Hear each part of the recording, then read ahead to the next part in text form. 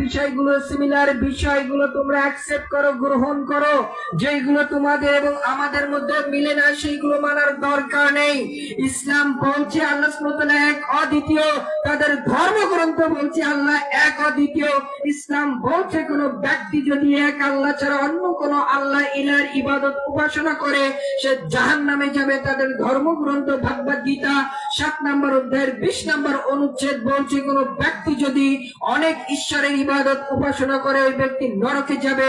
তাদের ভগবদ গীতা 9 নম্বর অধ্যায় 23 এবং 24 নম্বর অনুচ্ছেদের ভিতরে বলছে কোন ব্যক্তি যদি সহস্র কোটি ঈশ্বরের ইবাদত উপাসনা করে এই ব্যক্তি কখনোই স্বর্গরাজ্য তথা জান্নাতে যেতে পারবে না।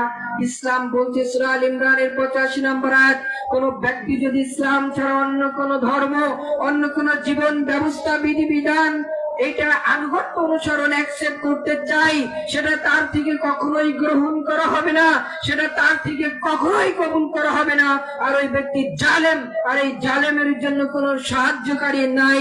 একই কথা আপনি দেখেন শ্রীমদ্ ভগবদ গীতা অধ্যায় নম্বর 18 শ্লোক নম্বর 66 ভিতরে বলছে সর্ব ধর্মম পরিত্যাজ মাম একম শরণং ব্রজ।